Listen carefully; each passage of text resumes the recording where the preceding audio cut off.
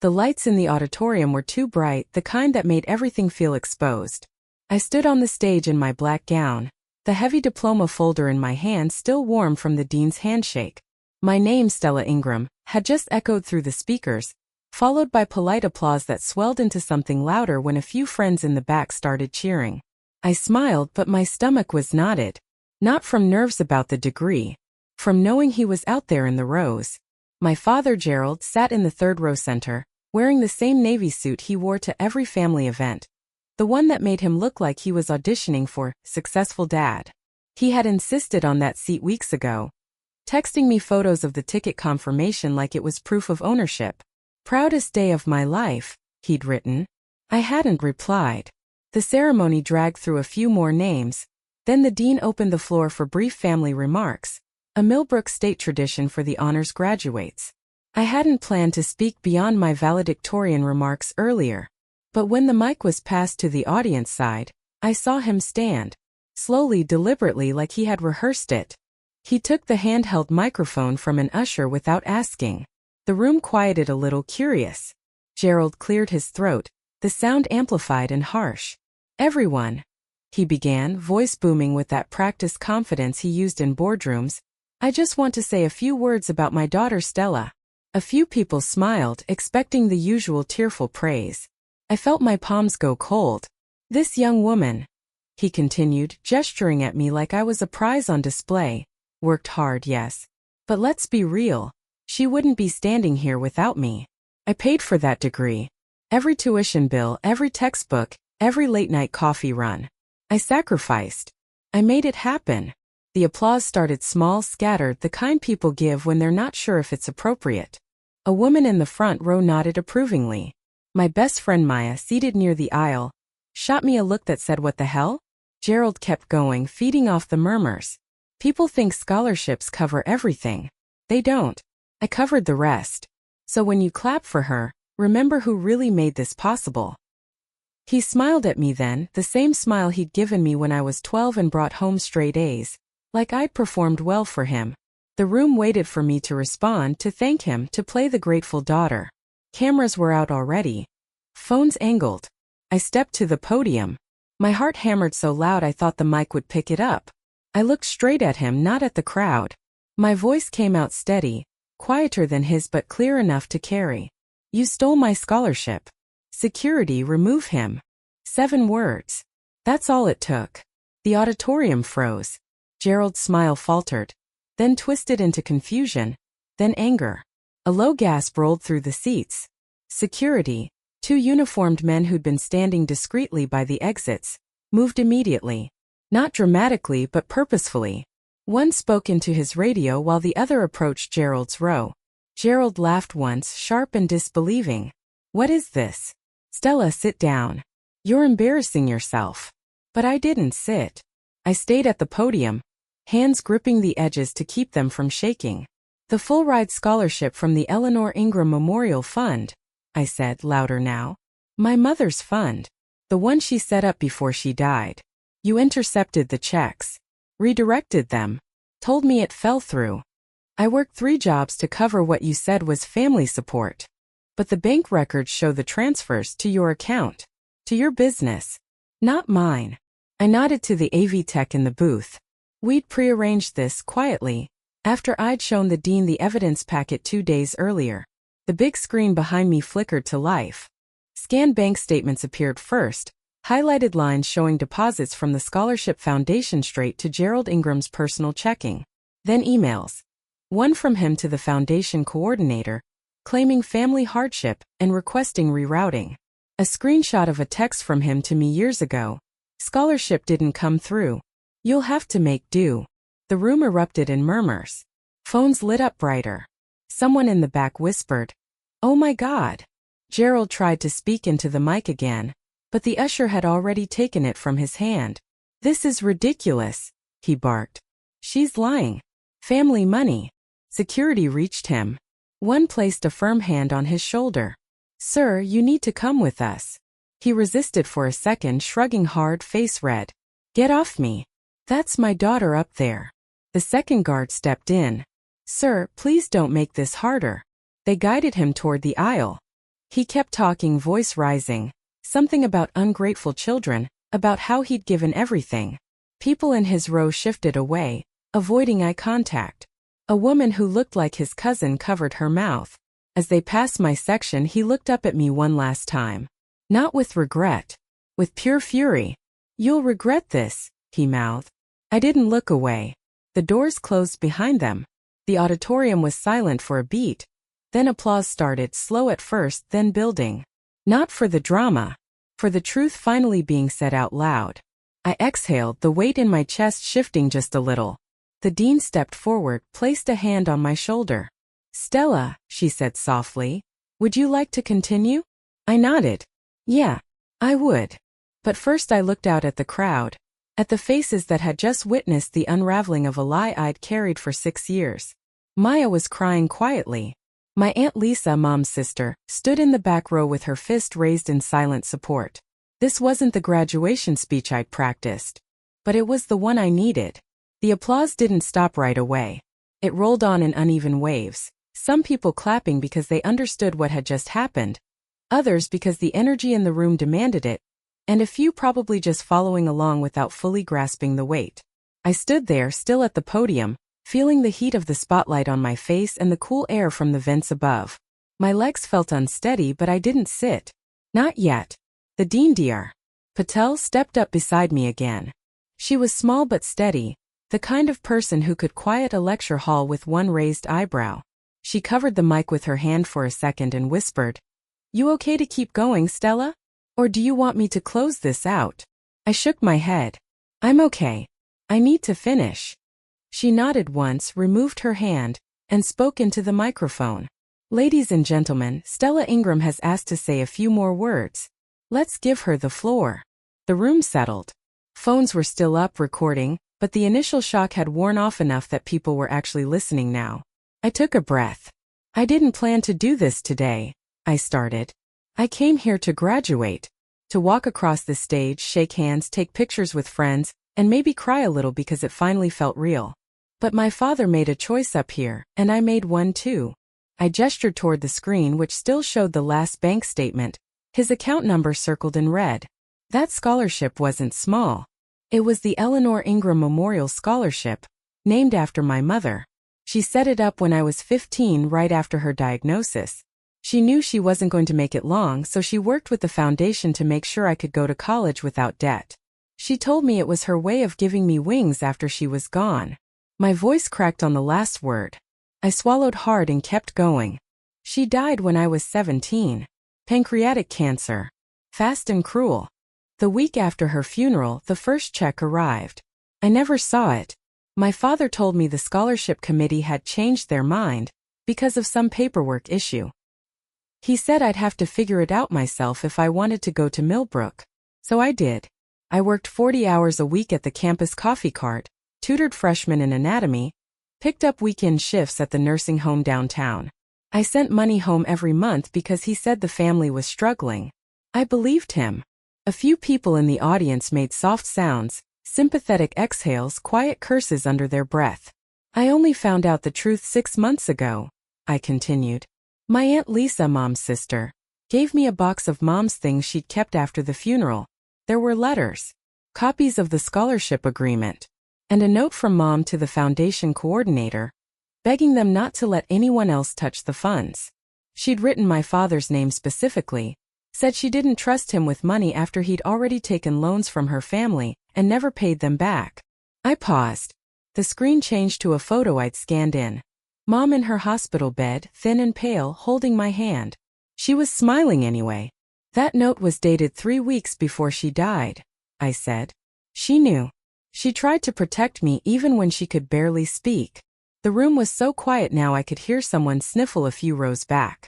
I confronted him once privately. "Last Christmas." He laughed. Said I was being dramatic, that family money belongs to the family, and that I owed him for raising me. He said Mom would have wanted him to use it however he needed.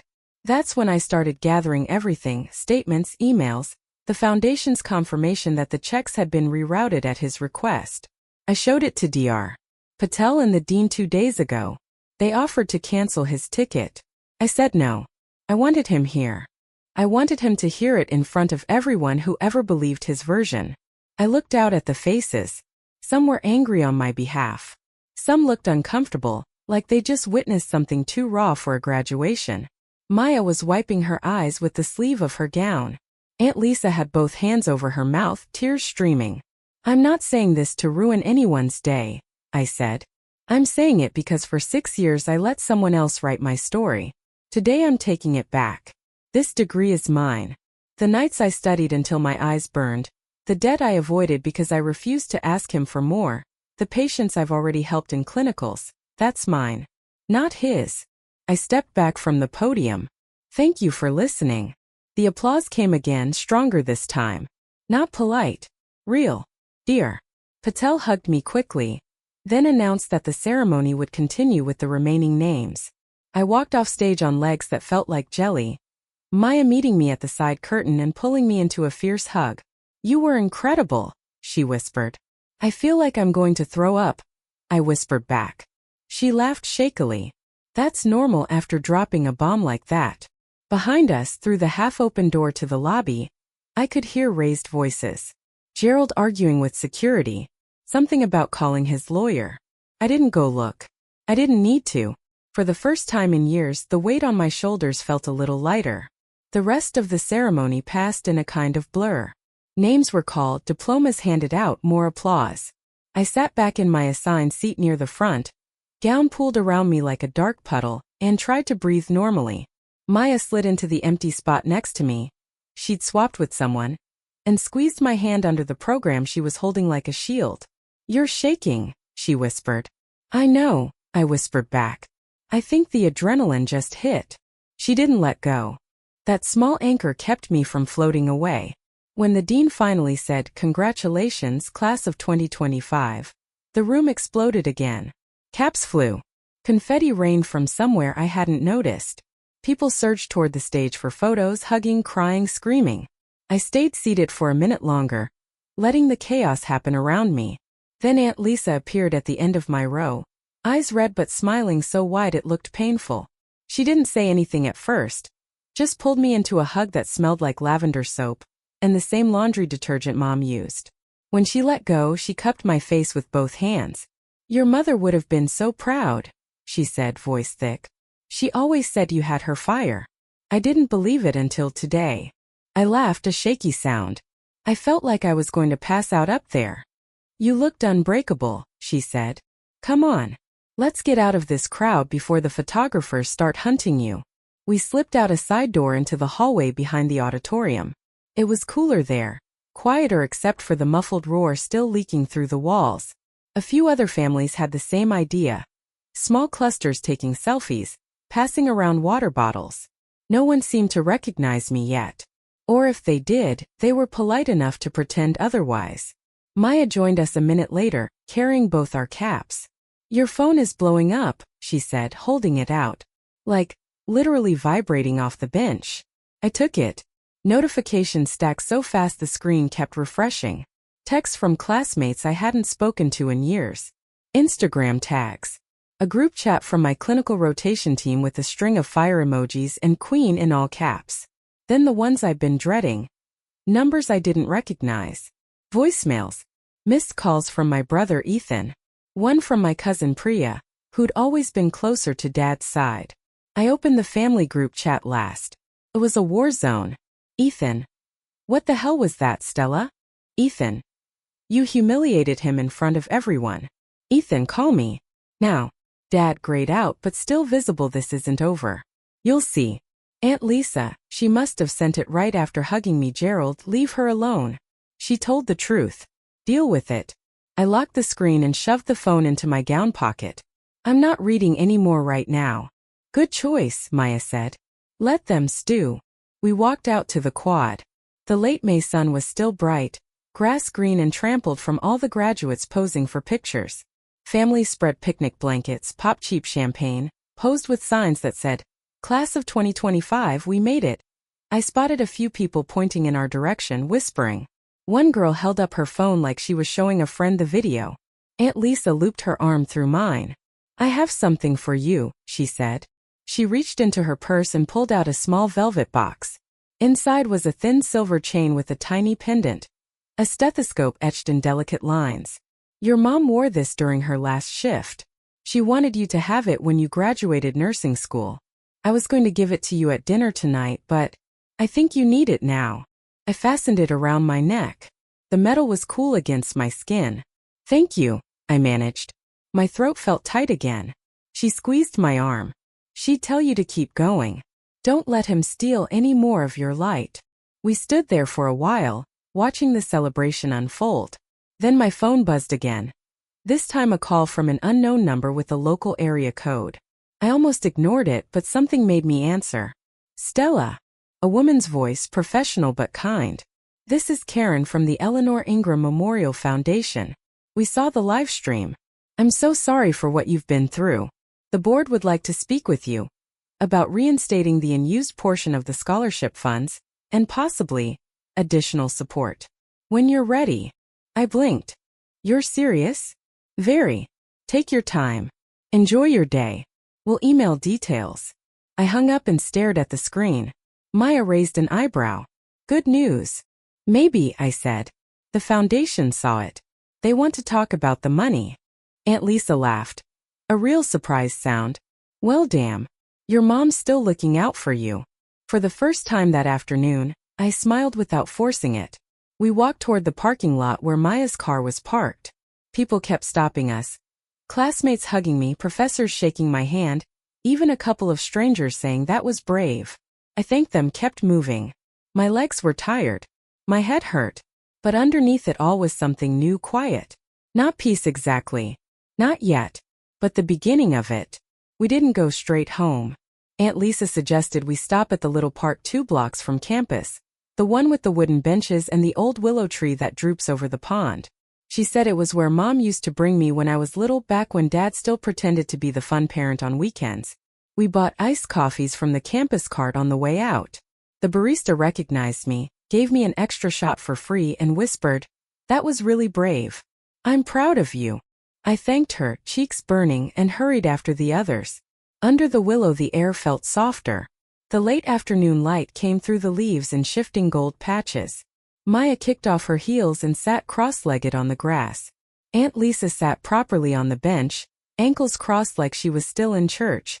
I stayed standing for a minute, then finally dropped down beside Maya, letting the ground take some of the weight. For a long time nobody spoke.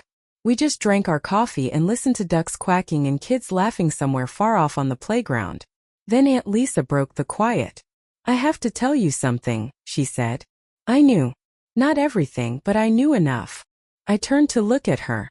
"After your mom passed," she continued, "Gerald came to me once. Said the scholarship money had been delayed. Asked if I could help cover a semester so you wouldn't have to drop out. I wrote him a check for $3,000. He never cashed it. I thought maybe he'd changed his mind. I should have asked more questions. I should have checked." She looked down at her hands, twisting the thin gold band she still wore even though Uncle Mark had been gone 9 years. "I'm so sorry, Stella. I let it slide because I didn't want to make waves. I told myself it wasn't my place." I felt something hot rise behind my eyes, but it wasn't exactly anger. More like tiredness. The kind that comes after you've carried something heavy for too long. "I don't blame you," I said quietly. "He's very good at making people doubt themselves." She gave a small sad laugh. "Yeah, he is." Maya reached over and rubbed my back in slow circles. "What happens now?" she asked. "Like practically. Are you going to press charges?" I exhaled through my nose. "I don't know yet." I pulled my phone out again. The notifications had slowed a little, but there were still dozens. I opened the email app instead of the messages. There it was, the one from Karen at the foundation. Subject: Follow-up conversation, Eleanor Ingram Memorial Scholarship. I skimmed it quickly. They were offering to release the remaining balance that had never been used, roughly $42,000, directly to me. They also said they were reviewing the possibility of a one-time restitution payment for the diverted portion, pending legal documentation. They wanted a meeting next week. I read the last paragraph twice. "We have already begun the process of notifying the relevant authorities and are prepared to cooperate fully with any investigation." Your courage today has helped protect future recipients. I turned the phone so Aunt Lisa and Maya could read it. Maya let out a low whistle. Holy shit. Aunt Lisa covered her mouth with her hand, eyes shining again. That's real money, she whispered. That's a new start. I nodded slowly. Yeah. I didn't feel the rush of victory I thought I would. Mostly I just felt stunned, like I'd been running on empty for years and someone suddenly told me the tank had been secretly refilling the whole time. My phone buzzed again. This time it was Ethan. I almost didn't answer, but I did. He didn't even say hello. Are you happy now? He snapped. Dad's sitting in his car outside the house crying. He won't go inside. Neighbors are staring. I closed my eyes. Ethan. No. You don't get to play the victim after that stunt. You humiliated him. In front of his whole family. In front of people he works with. Do you have any idea what this is going to do to his reputation? I let him talk. I let him yell. I let him list every way I'd supposedly ruined the family. When he finally ran out of breath, I spoke very quietly. Did you know? Silence on the other end. Did you know he stole Mom's scholarship money? More silence. Then smaller. I suspected. He said it was complicated. Family stuff. I nodded even though he couldn't see me. Okay, I said. Thank you for being honest. I hung up. Maya looked at me with wide eyes. You okay? No, I admitted. But I will be. I stood up, brushed grass off my gown. I want to go home, I said. My real home.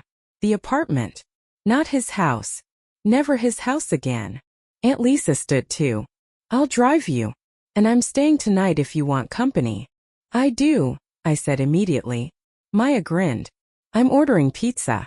Extra cheese. And garlic knots. We're celebrating the fact that you're officially too powerful to be ignored anymore. I laughed, real this time, small but real. We started walking back toward the parking lot, the three of us side by side. The willow branches swayed behind us like they were waving goodbye. For the first time in a very long time, the future didn't feel like something I had to fight for every single day. It felt like something I could finally walk toward. The drive back to my apartment felt longer than usual, even though it was only 15 minutes from campus. Aunt Lisa drove her old silver Honda. Windows cracked to let in the warm evening air. Maya sat in the back, scrolling through her phone and occasionally reading out loud the nicer comments people were posting on the viral clip that had already started circulating. This girl just did what so many of us wish we could. Heart emojis. Fire emojis. Another one says, protect her at all costs. I stared out the passenger window at the passing streetlights. It's weird seeing strangers cheer for you like that. It's not weird, Aunt Lisa said firmly. It's deserved. We pulled into the small lot behind my building. A 3-story brick walk-up on the edge of town. Rent I could finally afford on my own after 2 years of sharing with 3 roommates. The place was nothing fancy. Chipped paint on the doorframe, a single window AC unit that rattled like it was dying. But it was mine. No one else's name on the lease. No one else's rules. Inside, the smell of yesterday's takeout lingered faintly. I flicked on the lamp in the living room, soft yellow light, a second-hand couch, books stacked on every surface because shelves were a luxury I hadn't bought yet. Maya immediately went to the kitchenette to order pizza, while Aunt Lisa helped me unzip the graduation gown. I hung it on the back of a chair like it was sacred. We ate cross-legged on the floor because the coffee table was covered in textbooks I hadn't put away yet. Extra cheese, pepperoni, garlic knots dripping with butter. For a while we just ate and talked about nothing important. How the dean's speech had dragged on, how one of the guys in my cohort tripped going up the stairs in his gown. Safe things. Then the conversation turned. Aunt Lisa set her plate down. Have you thought about what you'll do if he tries to fight this? Legally, I mean. I wiped my hands on a napkin. I talked to a legal aid clinic on campus last month. They said if the foundation cooperates, and it sounds like they will, there's a strong case for embezzlement or conversion of funds. Especially since the scholarship was in a trust tied to Mom's name. But pressing charges, that means court. Depositions. Him sitting across the table from me again. Maya frowned. You don't have to decide tonight. I know, I said. But I also know if I let it go completely, he'll rewrite the story. Tell everyone I'm unstable, that I made it up for attention. He's already started. I saw the texts. Aunt Lisa reached over and took my hand. You don't owe him silence to keep the peace. You never did. I nodded slowly. The stethoscope pendant rested against my collarbone. A small cold weight. I touched it absently. I think I'm going to meet with the foundation first, I said. See what they're offering. Then talk to a real lawyer, not just legal aid. If the money comes back, maybe I use part of it for therapy. Real therapy, not the free sessions the university gave out. And the rest? I don't know. A car that doesn't break down every winter. A savings account with my name only on it. Something solid. Maya grinned around a mouthful of pizza. And maybe a vacation. You've never taken one. Not a real one. I laughed. Maybe. Somewhere with an ocean. I've only seen it in pictures. We finished eating. Maya insisted on helping clean up even though there wasn't much to do. Aunt Lisa made tea chamomile the way Mom used to when I couldn't sleep. We sat on the couch after, the TV on low with some mindless cooking show neither of us was really watching. Around 10:30 my phone lit up again. Another call from Ethan. This time I let it ring out. A text followed almost immediately. Ethan, Dad's not okay.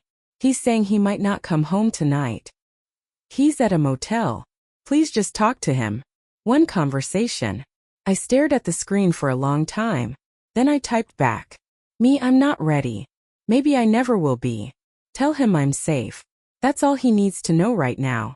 I turned the phone face down on the cushion. Aunt Lisa glanced over. You sure? Yeah, I said. I'm sure. She didn't push. We talked until midnight. About Mom's worst cooking disasters. About the time she tried to dye her hair red and ended up orange. About how she'd dance in the kitchen to old cassette tapes when she thought no one was watching. Laughing hurt a little, but it was the good kind of hurt. Eventually Maya curled up on one end of the couch and fell asleep. Aunt Lisa took the guest room. Really just a corner with a futon and a curtain for privacy. I stayed up a while longer, sitting on the floor with my back against the couch, scrolling through the photos people had tagged me in from graduation. One caught me mid-sentence on stage. Mouth open, eyes fierce, the screen behind me glowing with evidence. Someone had captioned it. When the truth finally speaks louder than the lie. I saved it to my camera roll. Then I opened my notes app and started a new list. Things I want. Finish orientation for the hospital job next month. Buy real groceries, not just ramen. Call Karen at the foundation Monday. Find a therapist who specializes in family trauma. Visit Mom's grave with flowers that aren't from the gas station. Maybe someday forgive but not forget. I closed the app. Outside, a car passed slowly down the street. Headlights swept across the wall, then gone. The apartment was quiet except for Maya's soft breathing and the faint hum of the fridge. For the first time since I was 17, the silence didn't feel empty. Felt like space. Space to breathe. Space to build. Space that belonged to me. Monday morning came too fast. I woke up at 6:15 to the sound of my alarm. Soft piano notes I'd chosen because anything sharper made me jump. The apartment was still dark except for the faint blue light leaking around the edges of the blackout curtain. Aunt Lisa had left yesterday afternoon after insisting on stocking my fridge with actual food. Eggs, spinach, yogurt, a loaf of sourdough that wasn't from the discount bin. She'd hugged me so tight at the door I could feel her heartbeat. Call me if anything feels off, she'd said. Even if it's just a bad dream. Promised I would. Now the place felt quieter without her. Maya had crashed on the couch again Saturday night but left early Sunday for a family brunch. She'd texted me a photo of her little cousins fighting over pancakes with the caption, "Proof that family chaos isn't always your fault." I made coffee strong black the way Mom used to drink it, and sat at the tiny kitchen table with my laptop open. The email from Karen at the foundation was still pinned at the top of my inbox. Meeting today at 10 a.m. Virtual. They'd sent a Zoom link and attached a preliminary financial summary. Clicked it open. The document was clinical at first. Dates, amounts, account numbers. Then it got personal. Total diverted funds. $124,800 over 4 years. Remaining unclaimed balance, after administrative fees $42,300. Proposed restitution. Up to $82,500. subject to board approval and any recovered assets from ongoing investigation. My hands went cold around the mug. That number, $124,800, was more than I'd ever imagined in one place with my name on it. It wasn't just tuition. It was rent I hadn't paid with credit cards, groceries I'd skipped, therapy I couldn't afford, a future without panic every time the bank app showed a low balance. I closed the laptop and stared at the wall for a while. At 9:45 I showered, put on a plain white blouse and the blazer I'd bought for job interviews, pinned my hair back, and sat at the table again with the stethoscope necklace visible. I wanted Mom in the frame, even if only as a pendant. The Zoom started promptly at 10. Karen appeared first, mid-50s, silver-streaked hair, warm eyes behind rimless glasses. Then two board members, a man in a suit who introduced himself as the treasurer, and a woman who said she'd been a close friend of Mom's at the hospital where they'd both worked as nurses. They didn't waste time on small talk. Karen spoke gently. "Stella first. Thank you for trusting us with this. We've reviewed everything you sent. The rerouting of funds was unauthorized and in clear violation of the trust terms. We've already frozen the remaining account and notified the State Attorney General's Office for Charitable Trust Oversight. They've opened a preliminary inquiry." The treasurer nodded. "We're also prepared to issue the $42,300 balance to you directly within 30 days, assuming no legal complications arise. The larger restitution amount will depend on what we can recover through civil action. We'll cover legal fees for that process if you choose to participate." I swallowed. "Participate how?" The friend of Mom leaned forward. "We can file on behalf of the foundation to recover the diverted amounts. You'd be listed as a beneficiary and key witness. Your father would be named as defendant. It's not criminal prosecution, that would be up to the AG, but it's a strong civil claim. Many families in similar situations settle out of court once the evidence is presented." I thought about Ethan's last text, about Dad at a motel, about the way he'd looked at me when security took him, fury not remorse. "I want to do it," I said. "The civil part. I don't want him to keep any of it. Not 1 cent. Karen smiled softly. "We thought you might say that. We'll send over the initial paperwork this afternoon. You can review with counsel before signing." They asked if I had questions. I had 100 but only asked 2. "Will this affect my nursing license or job prospects?" "No," the treasurer said immediately. "This is unrelated to your professional qualifications. If anything, your transparency strengthens your character profile." "And my mother? Will her name stay on the scholarship?" The friend of Mom's eyes softened. "Always. We're renaming the annual award in her honor permanently. The Eleanor Ingram Courage Scholarship. It'll go to students who've overcome significant family or financial barriers. First recipient applications open next cycle." I had to look away for a second. The screen blurred. When the meeting ended, I sat there with the Zoom window frozen on meeting ended. My reflection stared back, tired eyes but steady. I texted Maya and Aunt Lisa the same message. "Meeting done. They're moving forward. Mom's name stays. And there's real money coming." Maya replied first. "Pizza tonight? My treat. We're toasting Eleanor." Aunt Lisa. "I'm crying at work. So proud. Call me later?" I replied to both yes and yes. Then I opened my banking app. Balance, $217.43. I laughed out loud, short, surprised. It looked pathetic next to the numbers I'd just seen. But it was honest. Every cent earned by me. I closed the app, stood up and walked to the window. Outside, the street was busy. Cars, a delivery guy on a bike, an old man walking his dog. Normal Monday life. I touched the stethoscope pendant. "Thanks, Mom," I whispered. Then I got dressed for my afternoon shift at the hospital. Orientation for the new grad nurse position started at 1 p.m. Scrubs on, hair in a tight bun, badge clipped to my pocket. I locked the door behind me and stepped into the hallway. The future didn't feel like a fight anymore. It felt like a promise I was finally allowed to keep. The first week after graduation felt like walking on new pavement. Still warm, a little uneven but solid under my feet. Orientation at Millbrook General started Tuesday. I arrived at 6:45 a.m., badge already clipped, stethoscope around my neck like armor. The nurse educator, A no-nonsense woman named Carla with silver braids and a voice that carried without shouting, greeted the group of 12 new grads in the conference room. "Welcome to the floor," she said, handing out thick binders. "You're not students anymore. You're licensed. That means every decision counts. Every med error, every missed assessment, every kind word. Own it." I liked her immediately. The days blurred into 12-hour shifts.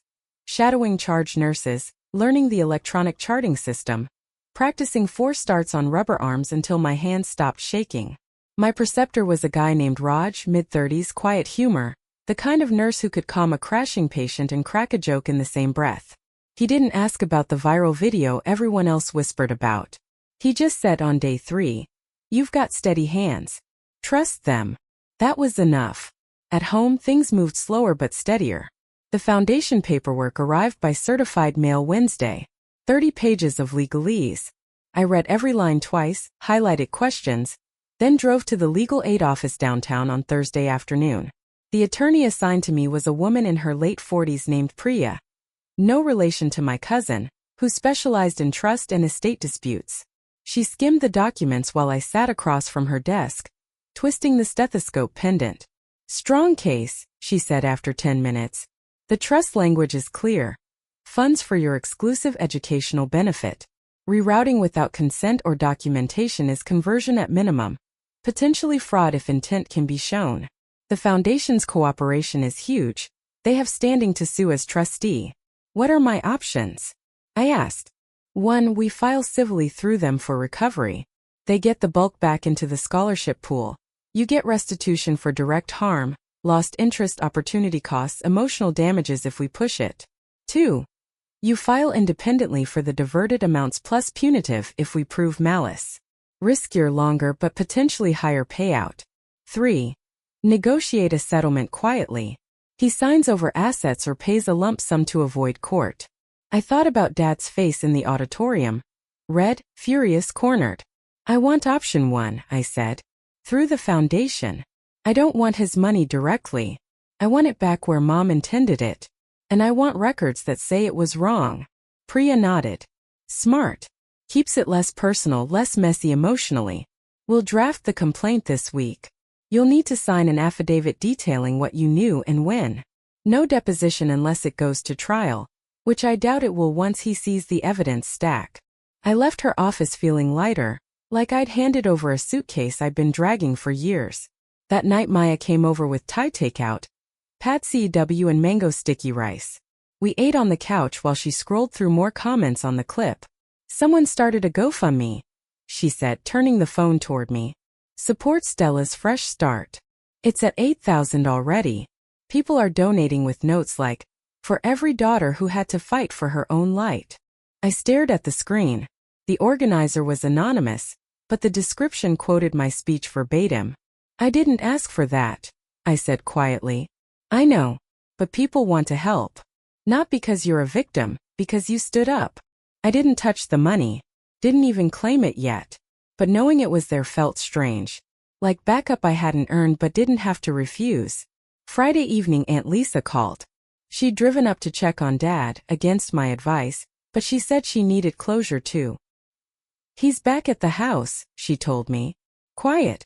Not raging. Just deflated. Ethan's staying with him. They're talking about selling the business to cover debts. Apparently the family expenses he used your money for weren't exactly emergencies." I didn't ask for details. I didn't want them. "Did he say anything about me?" I asked anyway.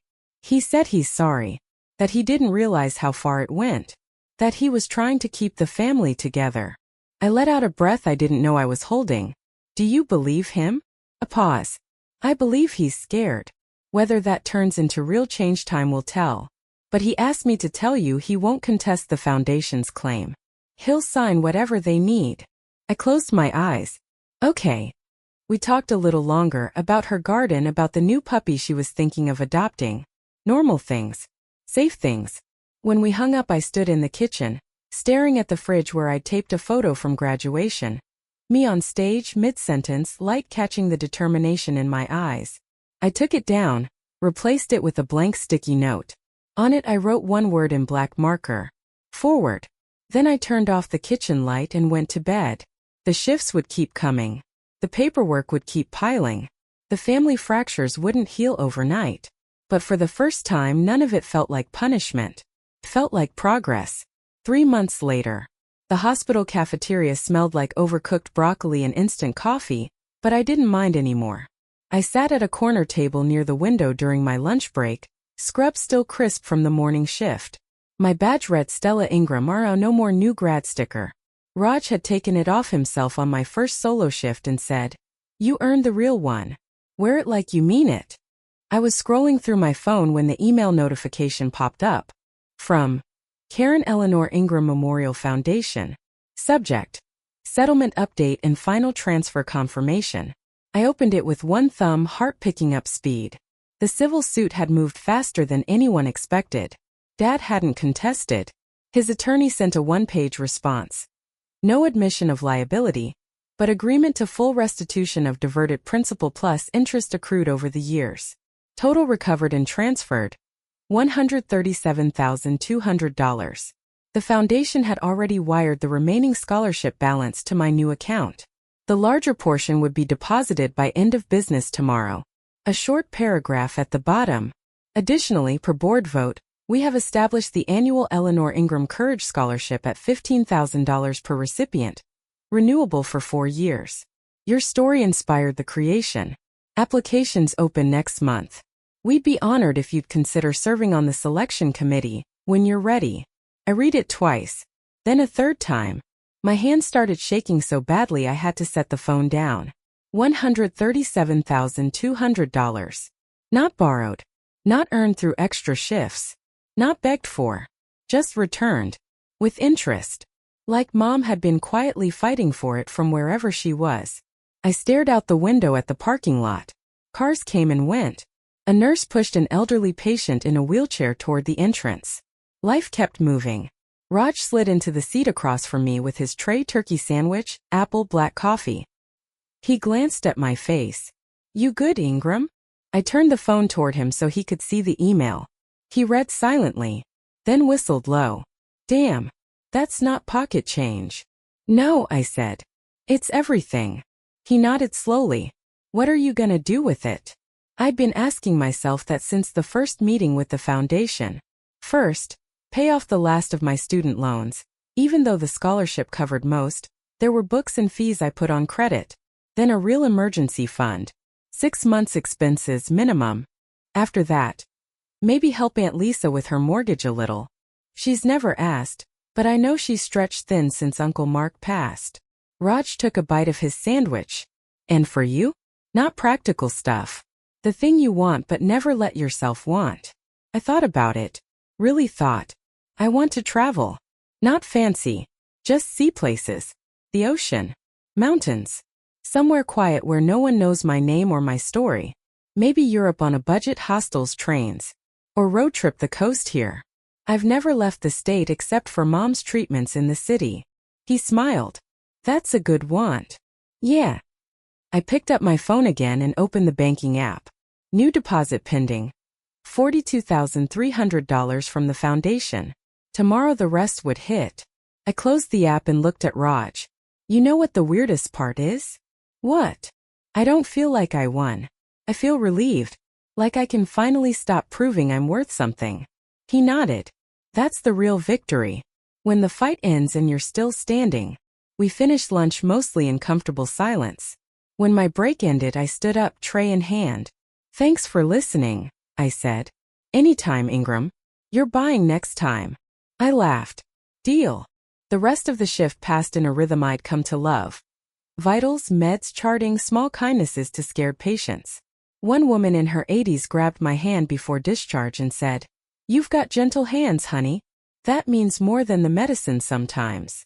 I squeezed back. "Thank you. That means a lot." When I got home that evening, the apartment smelled like fresh laundry. I'd finally bought a real detergent instead of the dollar store stuff. I kicked off my shoes, opened the fridge, and pulled out the leftover stir-fry I'd meal prepped on my day off. My phone buzzed. A text from Ethan. It had been weeks since the last one. Short, careful messages. No demands. Just check-ins. "Ethan, Saw the settlement news from Aunt Lisa.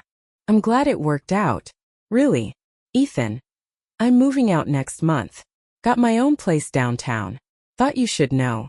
I stared at the screen for a minute, then typed back. Me, thanks for telling me. Me. I'm glad you're getting your own space too. Me, take care of yourself. No more. No invitation. No forgiveness yet. But no door slammed shut either. I set the phone down and ate dinner at the table. Actual plate instead of takeout container. After, I opened my laptop and started searching flights. Nothing booked, just looking. Seattle to Portland. Portland to San Francisco. Maybe farther someday. The stethoscope pendant caught the lamplight as I moved. I touched it. We did it, Mom, I whispered. All of it. Outside, the streetlights came on one by one. Cars passed. Somewhere a dog barked. Inside it was quiet. Not empty. Just peaceful. I closed the laptop, turned off the lights and went to bed early. Tomorrow was another shift. Tomorrow was also the first day the numbers in my account matched the effort I'd put in for years. And for the first time both felt like enough. 1 year later, February 2026. The ocean stretched out in front of me like it had been waiting. I stood barefoot on the damp sand of Cannon Beach, Oregon, waves licking at my ankles then retreating. The water was cold enough to sting, but I didn't move. The wind carried salt and the low cry of gulls. Gray sky, no sun but no rain either. Just that soft Pacific Northwest drizzle that never quite decides to commit. I'd flown out here alone. No plan beyond a one-way ticket, a rented compact car, and a small duffel that fit in the overhead bin. The hospital had given me 2 weeks of paid leave, earned after a full year on the floor without a single call-out. Raj had hugged me goodbye in the break room and said, "Go see something bigger than the 4 poles. Come back with stories." I'd driven the coast highway from Portland, stopping at every lookout that caught my eye. A lighthouse in Astoria.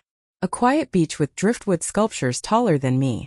A roadside diner where the waitress called me Han, and refilled my coffee without asking. Now here I was at the place I'd pinned on my vision board back when the apartment walls felt too close. The stethoscope pendant rested against my chest, half hidden under a fleece pullover. I touched it absently, the way I still did when things felt too big or too quiet. My phone buzzed in my pocket. Service spotty but alive. I pulled it out. A text from Maya. Photo attached. Her in scrubs holding a tiny newborn in the NICU. Caption. First solo delivery assist today. Thought of you. Miss your steady hands. When are you coming home? I smiled, typed back. Soon. Tell that baby hi from Auntie Stella. Proud of you. Another from Aunt Lisa. Just planted tulip bulbs in the front yard. Red ones like Mom loved. Weather's supposed to be mild this spring. Doors always open when you're back. I sent a heart emoji and a photo of the waves. Then one from Ethan.